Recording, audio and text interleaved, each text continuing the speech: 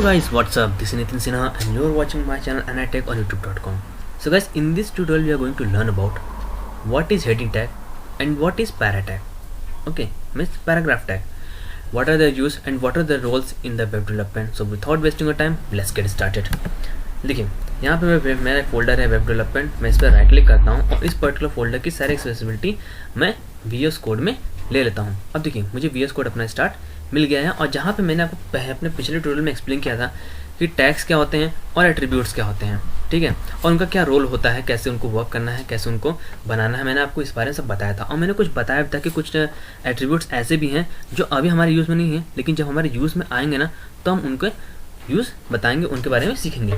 तो आज का जो ट्यूटोरियल है वो है सिर्फ हेडिंग टैग के बारे में. तो मैं काम करता हूँ, मैं सारी यहाँ पे लेके आता हूँ, ठीक है. मैं एक नया टैग एक्चुअली मैं फोल्डर बनाता हूँ named heading and para h&p.html. Okay, heading and para. इसी तरह से दोस्तों एन नंबर ऑफ बनाते चलेंगे, ठीक है. तो अब करते क्या है कि देखिए सबसे पहले हमें बेसिक स्ट्रक्चर ड्रॉ करना है. तो अभी तक हम क्या करते हैं, अभी तक हम शिफ्ट प्लस एक्सक्लेमेशन मार्क्स दबा रहे थे और इसका वेट कर रहे थे एमिट एब्रिविएशन का, और इससे हमारा HTML5 का बेसिक स्ट्रक्चर ड्रॉ हो रहा था. लेकिन अब एक नया आइडिया है, आप एक दूसरे तरीके से भी देखिए HTML5 के बेसिक स्ट्रक्चर को ड्रॉ कर सकते हो. You just have to type HTML और यहाँ देखिए आपको ऑप्शन दिखा HTML:5, ठीक है. जैसे आप इस पर क्लिक करते हो ना, आपको बनी बनाई बेसिक स्ट्रक्चर इससे भी मिल जाएगी. अब ये आप पे डिपेंड करता है कि चाहे आप सिर्फ एक्सक्लेमेशन मार्क्स से करो या HTML:5 टाइप करके बेसिक स्ट्रक्चर ड्रॉ कर लो. तो चलिए बात करते हैं हेडिंग टैग्स के बारे में. तो हेडिंग टैग्स होती क्या है, देखिए हेडिंग टैग्स यहाँ पे मैं लिख देता हूँ आपको, जैसा कि मैं बताता हूँ कि मैं आपको लिख के सबको समझाता हूँ. Heading tags are used for the headings. Okay, अब आप अच्छे से जानते होगे कि हेडिंग क्या होता है, ठीक है. आप जब भी कोई टॉपिक हो तो पहले टॉपिक का हेडिंग लिख दो कि है क्या. जैसे सपोज कीजिए आपसे आपके एग्जाम पूछा जाता है कि व्हाट इज HTML. HTML होता है क्या, तो सबसे पहले आप क्या लिखते हो, HTML stands for the hypertext markup language, it's a markup language. ऐसे लिखने शुरू नहीं करते ना, आप सबसे पहले क्या करते हो, हेडिंग के थ्रू या फिर ब्लैक पेन के थ्रू आप पहले उसकी हेडिंग लिखते हो. तो वही होती है दोस्तों हेडिंग टैग.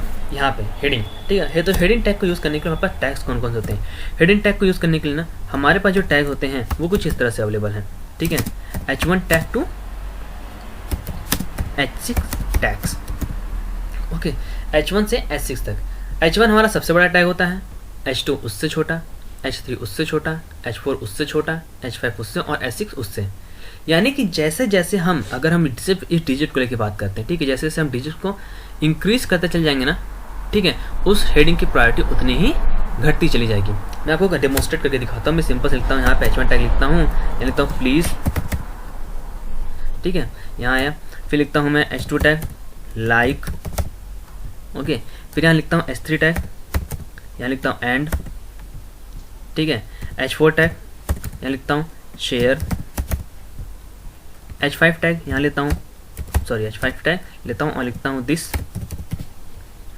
और H6 टैग लेता हूँ और यहाँ लिख देता हूँ मैं वीडियो.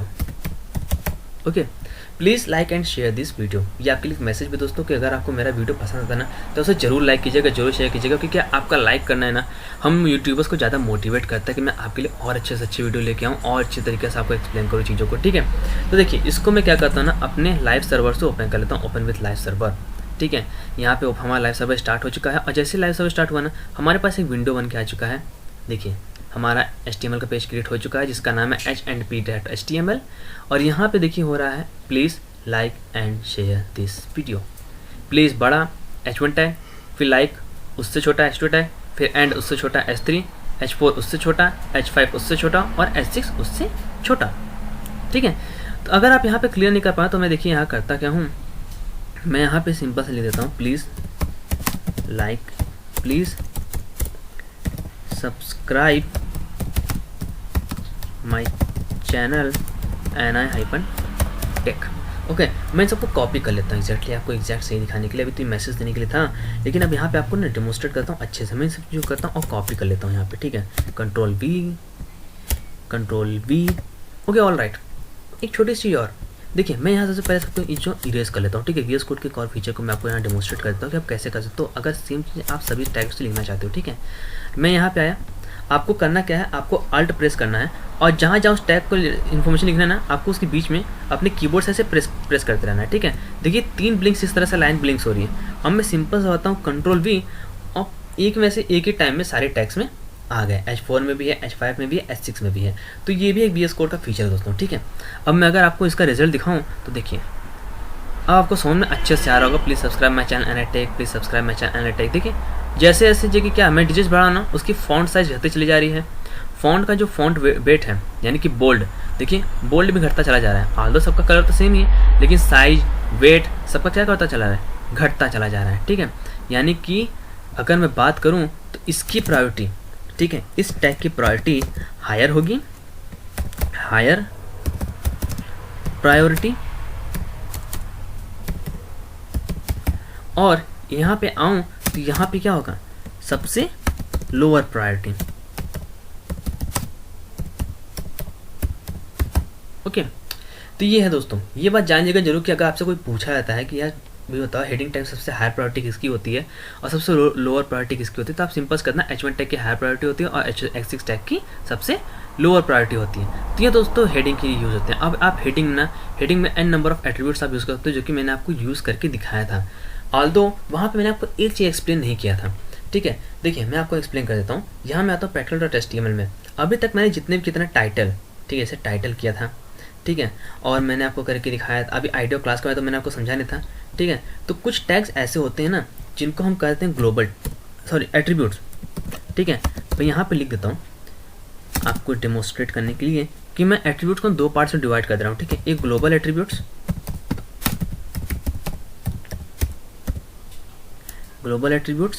और एक लोकल एट्रीब्यूट्स। ओके, कुछ इस तरह से मैं इसको डिफाइन कर दे रहा हूँ। ग्लोबल एट्रीब्यूट्स क्या होंगे ना, ग्लोबल एट्रीब्यूट वो एट्रीब्यूट्स होंगे जो सारे के सारे टैग्स के साथ काम करेंगे, और लोकल एट्रीब्यूट्स वो एट्रीब्यूट्स होंगे ना जो किसी स्पेसिफिक टैग के साथ काम करेंगे। जैसे आपका href किसी स्पेसिफिक साथ काम कर रहा है, ये H1 टैग के साथ काम नहीं कर सकता, ठीक है। ऑल्दो अगर आप H1 टैग के अंदर href यूज़ करना चाहते हो तो आपको एंकर टैग तो लिखना ही लिखना होगा, ठीक है। ये मैं समझिएगा कि H1 टैग लिख दिया यहाँ पे यार एंकर टैग यूज़ नहीं कर सकता, ऐसा नहीं है दोस्तों। आप यहाँ पे एंकर टैग यूज़ कर सकते हो, ठीक है। अभी मैं डेमोन्स्ट्रेट कर देता हूँ आपको। देखिए मैं आता हूँ अपने HTML पे, और यहाँ पे जो मैसेज है ना मैं इसको क्या करता हूँ, रिमूव कर देता हूँ। यहाँ देखिए H1 टैग के अंदर मैं लिखता हूँ एक एंकर टैग। अब एंकर टैग बेसिकली आप जानते हो एक पेज से दूसरे पेज पे जंप करने के लिए काम में आता है, ठीक है। एक पेज से दूसरे पेज को लिंक कराने का काम आता है। तो मैं लिखता हूँ एंकर टैग, और एंकर टैग पे मैंने बनाया था प्रैक्टिकल, ठीक है। href ऑटोमेटिक इसका एट्रीब्यूट आ रहा है, ठीक है। मैं लिखता हूँ practical.html, ओके। और यहाँ इसका नाम लिखता हूँ first heading tag, okay. First heading tag हो गया। यहाँ पे मैं जैसे ही इसको रन करता हूँ, अप्लाई हो जाता हूँ, तो देखिए आपको एक ऐसा लिंक मिलेगा, देख रहे हैं। अब इसका कलर पूरा H1 टैग में तो आ रहा है, लेकिन इसका पूरा कलर चेंज हो गया है, पूरा स्टाइल चेंज हो गया है, यानी कि अब ये लिंक बन गया है। इट मीन्स आप H1 टैग के अंदर एंकर टैग का भी एट्रीब्यूट्स यूज़, एंकर टैग भी यूज़ कर सकते हो, ठीक है। ऐसे जो भी टैग जो टेक्सटुअल होंगे ना, अगर आप एंकर टैग के अंदर यूज़ करते हो ना, तो उसका फॉन्ट साइज का जो इफेक्ट होगा ना वो H1 के टाइप में आएगा, ठीक है। तो इसी तरह दोस्तों आप यहाँ पे H2 में भी यूज़ कर सकते हो, H3 में भी यूज़ कर सकते हो, H4 में भी यूज़ कर सकते हो आप अपने एंकर टैग को। अदर कुछ और भी जगह टेक्स्ट के लिए कुछ टैग्स होते हैं, लेकिन उनके बारे में धीरे धीरे बात करेंगे, ओके। तो अब जगह चलिए करते हैं पैराग्राफ टैग के बारे में, ठीक है। पैराग्राफ टैग तो आप अच्छे जानते हो कि पैराग्राफ आप एग्जाम में लिखते हो, जब भी आपको जगह सपोज कीजिए स्टेटमेंट लिखा, तो स्टेटमेंट लिखने के बाद क्या होता है, हमें एक न्यू लाइन की जरूरत पड़ जाती है, ठीक है। बेसिकली क्या होता है, पैराग्राफ क्या होता है, ठीक है। पैराग्राफ देखिए मैं आपको डेमोन्स्ट्रेट करके दिखाता हूँ। हमने लिखा कुछ भी लाइन लिखा, हम यहाँ पैराग्राफ टैग कैसे पहले बनाते हैं पहले वो देख लेते हैं। पैराग्राफ टैग को लिखने के लिए आप सीधा पैराग्राफ टैग लिखो, इस तरह से आपका पैराग्राफ टैग बन चुका है। अब देखिए यहाँ पे ऑल्दो इतनी बड़ी स्टेटमेंट तो मेरे पास नहीं है कि हाँ मैं जो कि आपको वो एक पूरा स्टेटमेंट लिख के दिखाऊँ, तो उसके लिए क्या है ना, सिर्फ प्रैक्टिकली के लिए VS कोड हमें एक फीचर प्रोवाइड कराता है, ठीक है। ऑल्दो ये फीचर आपका सबलाइम टेक्स्ट एडिटर में भी यूज़ होता है, ठीक है। आपको कुछ नहीं करना है, सिंपल से टाइप करना है लोरेम, ओके। इतना करते ना आपको यहाँ पे लोरेम आएगा, एमेट एब्रिविएशन नाम से, इस पर आप क्लिक कर दो और आपको एक बनी बनाई स्टेटमेंट मिल जाएगी, ठीक है। तो देखिए ये जो पैराग्राफ टैग है ना, ये पैराग्राफ टैग हमारा बन चुका है और पैराग्राफ हमारा रेडी भी हो चुका है, ठीक है। तो देखिए अगर मैं अभी इसको रन कराता हूँ ना, तो देखिए यहाँ पे हमारा एक पैराग्राफ बन गया है। अब अगर मैं एक और अनदर पैराग्राफ लेता हूँ, ठीक है, और उसमें भी लिख देता हूँ, मैं सपोज कीजिए मैं कुछ भी लिख देता हूँ, दिस इज पैराग्राफ टैग लिख देता हूँ, दिस इज पैराग्राफ टैग, ऐसे लिखता हूँ। तो देखिए अब क्या होगा ना, ये इसी लाइन से यहाँ से स्टार्ट नहीं होगा। जब भी आप कोई नया पैराग्राफ टैग लेते हो वो ऑलवेज उस स्टेटमेंट को आपने वेब पेज पे शो कराने के लिए एक न्यू लाइन लेता है। देखिए अब एक न्यू लाइन लेगा, ये देखिए दिस इज पैराग्राफ टैग, ठीक है। यही होता है दोस्तों पैरा। हम क्या करते हैं, पैराग्राफ जब भी हम चेंज करते हैं तो एक न्यू लाइन लेते हैं ना, तो उसी तरह से यहाँ पे क्या पैराग्राफ में कुछ ऐसा सेटिंग की गई ना कि जब भी आप एक अनदर पैराग्राफ टैग लोगे ना तो ऑलरेडी वो एक न्यू लाइन ले लेगा। अब इसके अंदर आप चाहो तो n number of attributes use कर सकते हो। हाँ, एक इंपॉर्टेंट बात, मैंने अपने पिछले ट्यूटोरियल में उसका एक्सप्लेन नहीं कर पाया तो मेरे माइंड से उतर गया था दोस्तों। I am really sorry for that, क्योंकि बहुत इंपॉर्टेंट एट्रीब्यूट है वो हर टैग के लिए, ठीक है। और उस एट्रीब्यूट का नाम है, मैं यहाँ लिख देता हूँ उस एट्रीब्यूट का नाम, उस एट्रीब्यूट का नाम है स्टाइल एट्रीब्यूट। तो बेसिकली स्टाइल एट्रीब्यूट कहता क्या है, स्टाइल एट्रीब्यूट ना कहीं आपके टैग्स की इंफॉर्मेशन को अपग्रेड करता है, ठीक है, उसकी एक्स्ट्रा इंफॉर्मेशन प्रोवाइड कराता है, ठीक है। सिंपल सी भाषा में बात करूँ अभी यहाँ की कोडिंग के लैंग्वेज में, ठीक है, तो ये H1 टैग में या H2 टैग में S3 टैग में जो भी लिखा है ना उसके फीचर्स को इन्हेंस कर देगा, उसके अंदर जो भी इन्फॉर्मेशन है उसको इन्हेंस करेगा। इन्हेंस करने का मतलब देखिए यहाँ पे रहता हूँ पैराग्राफ टैग में आपको लेके दिखाता हूँ, मैं आपको हेडिंग टैग में भी लेके दिखाऊंगा, ठीक है। आपको सिंपल करना क्या है, इसमें नॉर्मल CSS आपको आना चाहिए, नॉर्मल CSS की जानकारी हो जाए। अब आपको अगर पता नहीं कि CSS क्या होता है, डोंट वरी, उस पर भी एक ट्यूटोरियल बनाऊंगा और नॉर्मल इंट्रोडक्शन मैंने CSS को ऑलरेडी अपने ट्यूटोरियल में दे रखा है। इसके लिए आपको मेरी सीरीज शुरू से देखनी होगी जो कि वेब डेवलपमेंट थ्योरेटिकल नॉलेज नाम के प्लेलिस्ट में अवेलेबल है, ओके। तो देखिए स्टाइल एट्रीब्यूट लिखने के लिए कैसे वर्क करता है, आपको सिंपल लिखना है स्टाइल, ओके, स्टाइल एट्रीब्यूट हो गया is equal to double quotation mark. अब इसके अंदर आपको सारी चीज़ें देनी है जो कि CSS में यूज़ होता है, सारी प्रॉपर्टीज़। अगर आप इसका चाहते हो कि इस टेक्स्ट का कलर चेंज है, ठीक है, तो कलर लिखिए और कलर बाद देखिए जो भी आएगा ना यहाँ n नंबर ऑफ ऑप्शन आपके पास आएंगे, ठीक है। इस तरह का सजेशन आपको VS कोड देता रहता है, तो आप जो भी यूज़ कर लीजिए। मैं यहाँ पे यूज़ कर लेता हूँ आपको डेमोन्स्ट्रेट करने के लिए, चलिए ब्राउन ही लेता हूँ, ठीक है। ब्राउन कलर लिखा यहाँ पे। अब आपको ना इसको बंद करना होगा तो यहाँ पे सेमीकोलन लगाइए और अब आपका देखिए यहाँ पे इसका फीचर, ये देखिए ये ब्राउन कलर का हो गया, ठीक है। अब यहाँ पे अगर आप देना चाहते हो कि ये टेक्स्ट हमारा जो है, देखिए टेक्स्ट के लिए ना सेंटर के लिए ये बहुत बड़ी पैराग्राफ है, ठीक है, तो मैं यहाँ सिंपल करता हूँ, इसको कॉपी करता हूँ यहाँ से Ctrl+C और यहाँ पे मैं आता हूँ Ctrl+V करता हूँ और कलर ब्राउन की जगह मैं इसको देता हूँ ना, देखिए टेक्स्ट अलाइन कॉलन सेंटर, ठीक। इतना टाइप किया ना आपने। अब देखिए इसका आंसर क्या होता है, देखिए आपका ये टेक्स्ट अब कहाँ आ रहा है, आपका अब ये टेक्स्ट सेंटर में आ रहा है, ठीक है। तो स्टाइल एट्रीब्यूट के थ्रू दोस्तों आप ये सारी चीज़ें कर सकते हो। बेसिकली इसे कहते हैं, इस तरह की चीज़ों को कहते हैं ना CSS करना, ठीक है, कास्केडिंग स्टाइल शीट यानी कि कास्केडिंग करना, ठीक है। और इसे कहते हैं आपका ये जो है, ठीक है, ये मोस्टली आपका जो स्टाइल टैग है ना यूज़ होता है कहाँ पे, ये जो स्टाइल टैग जो आप यहाँ यूज़ करो इससे कहते हैं इनलाइन CSS, यानी किसी पर्टिकुलर एलिमेंट के फीचर्स को इन्हेंस करना, ठीक है, इसे कहते हैं इनलाइन CSS, ठीक। ये जो CSS यहाँ पे ऐड करने का तरीका है, ये नहीं कि इसकी चीज़ों को इन्हेंस करना है, इसे नहीं कहते इनलाइन CSS। इनलाइन CSS होता है किसी पर्टिकुलर टैग के एलिमेंट्स को ये कि क्या करना, उसकी स्टाइलिंग करना उसी टैग के अंदर। और जो स्टाइल एट्रीब्यूट होगा ना, ये स्टाइल एट्रीब्यूट आपके ओपनिंग टैग के साथ ही होगा, जस्ट एक स्पेस देके, ठीक है, एंडिंग शायद इसका यूज़ नहीं होगा, ठीक है। तो ये एक तरह की इनलाइन CSS होती है। अब देखिए यहाँ पे तो पैराग्राफ टैग समझ में आ गया है। अब बात करते हैं कि क्या हम H1 हेडिंग्स टैग के अंदर पैराग्राफ टैग का यूज़ कर सकते हैं। ऑफ कोर्स कर सकते हैं, लेकिन बात यहाँ ये पड़ जाएगी ना कि जो H6 है, सपोज कीजिए आपने इसको लिखा S3 टैग में, ठीक है, तो पैराग्राफ टैग का जो अभी नॉर्मल जो टैग यहाँ दिख रहा है ना, ये S3 टैग के फॉर्म में दिखने लगेगा, ठीक है। मैं आपको डेमोन्स्ट्रेट करके दिखाता हूँ। देखिए यहाँ मैं आता हूँ, यहाँ मैं लिखता हूँ क्या, S3 टैग लिखने के आपको क्या टाइप करना है, H3 और सिंपल इंटर दबाइए, H3 टैग हो गया। मैं यहाँ से इस पैराग्राफ टैग को कॉपी कर लेता हूँ, ठीक है।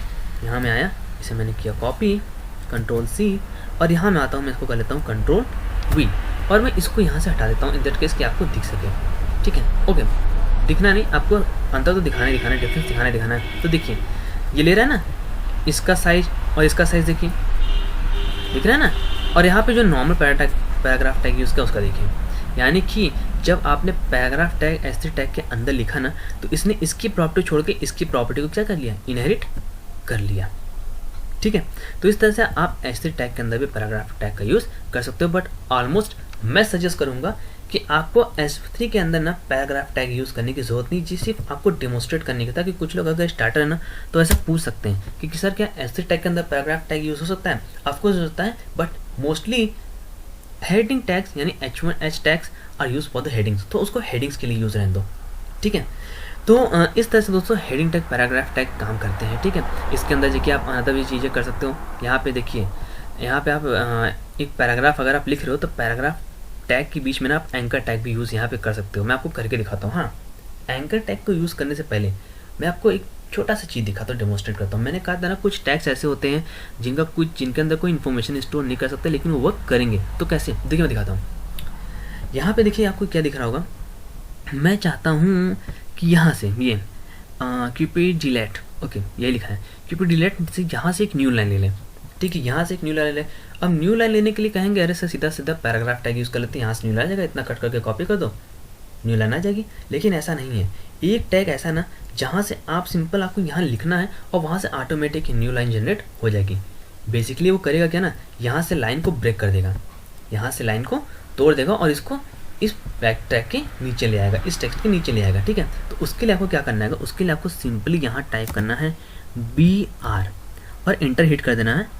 और जैसे ही इंटर आप हिट करते हो ना आपका BR टैग बन के रेडी हो जाएगा। और जैसे ही BR टैग बन के रेडी हुआ आपका, और अब देखिए बूम, देख रहे हैं अब ये चीज़ नीचे आ गई, ये चीज़ इस टेक्स्ट के नीचे आ गई। तो इस तरह से होता है दोस्तों BR टैग का यूज़।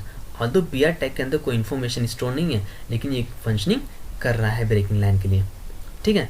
तो देखिए यहाँ पे तो ये हेडिंग्स हो गई, यहाँ पे देखिए आपका पैराग्राफ टैग हो गया। अब देखिए मैं आपको एक छोटा सा चीज़ बना के दिखाता हूँ, ठीक है, जो कि अच्छा लगेगा। यहाँ से मैं इन सबको रिमूव कर देता हूँ, ठीक है। यहाँ से इन सब चीज़ों को मैं रिमूव कर देता हूँ, ओके। रिमूव किया मैंने यहाँ से। अब देखिए मैं लिखता हूँ H1 टैग के अंदर, H1 टैग के अंदर क्या लिखता हूँ, देखिए मैं लिखता हूँ what is HTML, okay. HTML होता क्या है, हाँ। जैसे मैंने लिखा तो यहाँ मेरा आ गया what is HTML। I am sorry, I believe यहाँ पे एक एक्स्ट्रा एंगुलर ब्रैकेट आ गया है, तो इसको आप रिमूव कर दीजिए, ओके। यहाँ पे मैं क्वेश्चन मार्क्स यूज करने जा रहा था। अब देखिए ये आपका हेडिंग टैग हो गया, ठीक है। हेडिंग टैग के बाद आपको करना है कि आपको इसका आंसर टाइप करना है ना हेड, तो यहाँ पे आप लीजिए पैराग्राफ टैग, सिंपल सा बात है। एक पैराग्राफ टैग लीजिए और यहाँ लिखिए HTML stands for hypertext markup language, okay. तो इतना आपने लिखा ना, देखिए यहाँ से आपका ये लिखना भी शुरू हो गया है, ठीक है। बेसिकली सिर्फ डिमोन्स्ट्रेट करने के दोस्तों आप यहाँ पे हेडिंग टैग का यूज़ कीजिए। हेडिंग टैग के अंदर जो कि क्वेश्चन अपना कुछ कर सकते हो। और हाँ, अगर जो कि आप कंप्यूटर यहाँ पे जो कि क्या कर रहे हो कि सपोज कीजिए एक छोटा सा ऐसे क्विज टाइप का है, ठीक है, कोई ऐसा नहीं है। आप इसे प्रैक्टिस करना चाहते हो, आप टाइपिंग की प्रैक्टिस करना चाहते हो ना, तो सिंपल आप जो पढ़ते हो ना उसका क्वेश्चन यहाँ बनाओ और जो कि यहाँ पे क्या करो उसके आंसर टाइप करना शुरू कर दो। तो इस तरह का आपका एक पेज बन के रेडी हो जाएगा। मैं आपको डेमोन्स्ट्रेट करने के लिए इतना लिख दिया ना। अब देखिए यहाँ पे मैं लोरेम लिखता हूँ, क्योंकि अभी क्या ना मुझे वीडियो को थोड़ा सा लेंदी नहीं है, मुझे वीडियो को शॉर्ट बनाना है, ठीक है। यहाँ लोरेम लिखा मैंने, यहाँ पे आता हूँ और फॉर्मेट डॉक्यूमेंट पे क्लिक करता हूँ। मेरा डॉक्यूमेंट फॉर्मेट हो चुका है। अब यहाँ पे आता हूँ और यहाँ पे देखिए मेरा आ चुका है ये सब चीज़ें, ठीक है। इस तरह से आप n नंबर ऑफ जीके बनाइए, यहाँ पे बनाइए, हेडिंग का यूज़ कीजिए, पैराग्राफ टैग का यूज़ कीजिए, ठीक है। और एक अच्छा सा जीके वेबसाइट नॉर्मल सा बनाइए, ठीक है। तो दोस्तों आज के ट्यूटोरियल बस इतना ही। आई होप आपको मेरा वीडियो पसंद आया, और अगर आपको मेरा वीडियो पसंद आया तो यार चैनल को सब्सक्राइब जरूर कर दीजिएगा, ठीक है। वीडियो को लाइक और शेयर करना मत भूलिएगा। और बगल में आपको रेड कलर की बेल आइकॉन दिख रहा होगा, उस पर क्लिक करिएगा। इन दैट केस क्या अगर मैं कोई भी अपना नया वीडियो अपलोड करता हूँ ना तो उसका नोटिफिकेशन आप तक तुरंत पहुँच जाए। Okay guys, take care, bye bye.